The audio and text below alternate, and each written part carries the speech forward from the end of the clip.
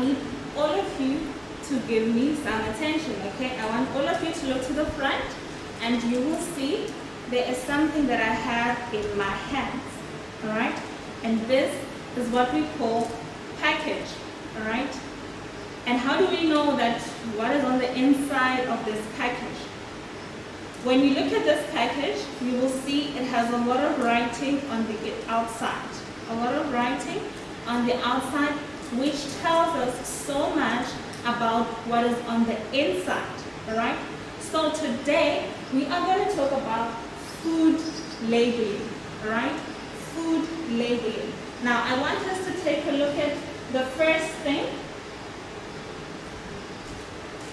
the name of the food. Now, everything that we are going to look at now is what should be on each package. Each package, be it a cold drink, a can of Coke, or a bottle of juice, or whatever you buy, should have some form of writing which tells you about the product. Okay? Now the first one is the name of the food. The name of the food. Now this one that I have here, it says black currant and cookies ice cream bar. Alright? That is the name of the food. Now when we look at this one, you will see there are two pictures. But this one says correct name and this one says incorrect name. Wow. Why is this one correct and why is this one incorrect? Number 10. Yes, well done. Cheese and tomato. If I go to a store and they sell me a product that does not have the flavor, how will I know what I'm eating? So this one is correct because it has cheese and tomato, which tells us about the dish. Alright? So if it is like this, it is not safe because, for example, what if you do not eat cheese? You go to a store, they sell you a product that has no flavor, that does not tell you what is on the inside. You buy it, you eat it, what's going to happen to you?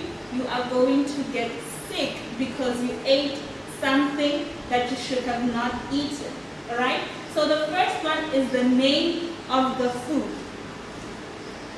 Now the second one, list of ingredients.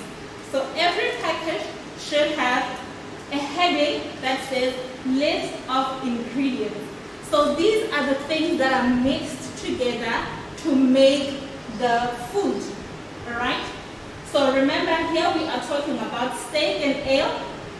Now these are the ingredients that are used to make steak and ale. Alright? So like I said, every food package should have a heading that says list of ingredients, which tells us all the foods that were mixed together to make that product. Alright? Now, the third one, the quantity of certain ingredients. The quantity of certain ingredients. So when you go to your list of your ingredients, you will see there are certain ingredients where we are given the quantity of those ingredients. Like for example, this one, beef, it says it has 31%. So we know how much beef there is in steak and ale, and that is 31%. Okay, so that is what they mean by quantity of certain ingredients. The next one, we have net quantity. Alright, net quantity, and this one can be in kilos, it can be in grams, it can be in liters, it can be in milliliters. Alright, now when you look at this picture, you will see there they show us and they say 400 grams. That is the net quantity, 400 grams.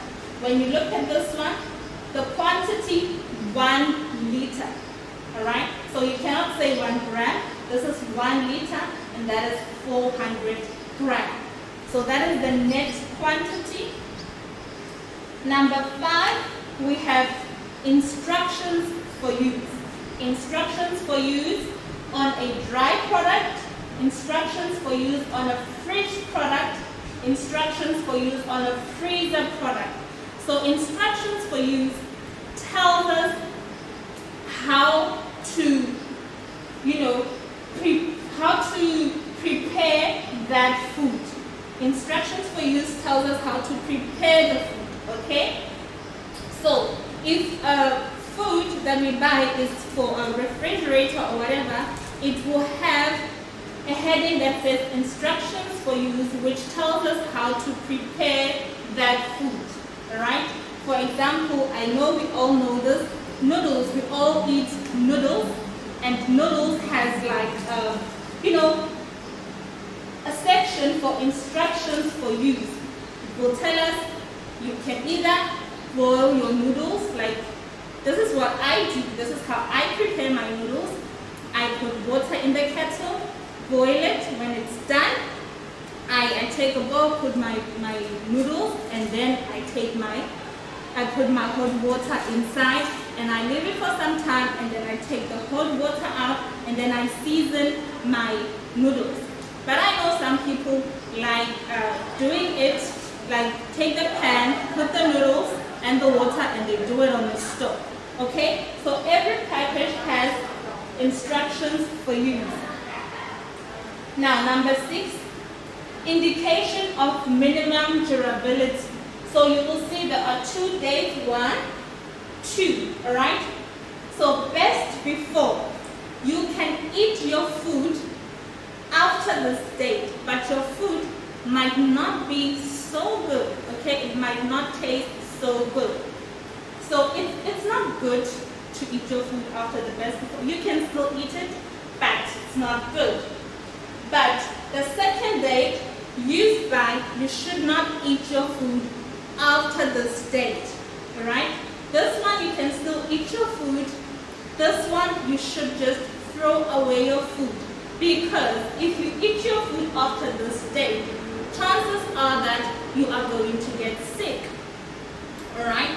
So after this date, you should just throw away your food. Number 7, storage conditions. Storage conditions. Storage conditions for a dry product, for a fridge product, for a freezer product. So storage condition tells us where to store our food. Like for example, this one is an ice cream bar. So we know that this one is going to store in the refrigerator. Okay? There are foods that you don't need to store in the refrigerator. That is why every package should have a heading that tells you, that says storage condition, which tells you where to store your food. Alright?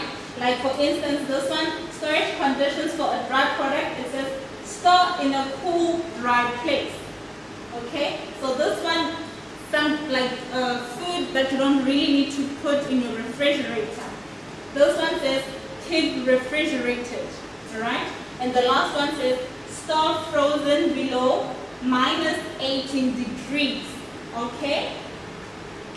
The next one, number 8, the name or business name and address of the food business operator. So this means that every package should have a heading that says the name, business name, or address.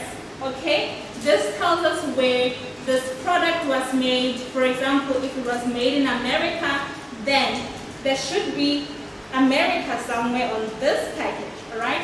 When you look at this one, you will see it says made in England. So that is the country.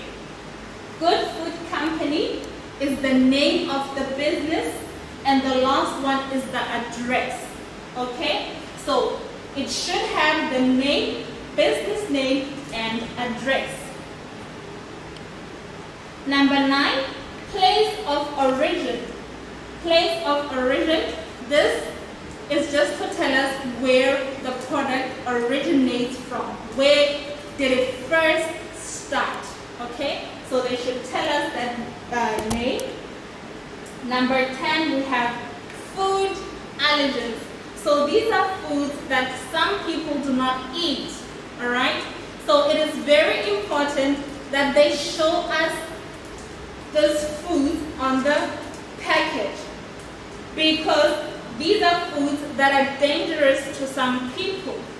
So this is very, very important. Every package should have a heading that says food allergens.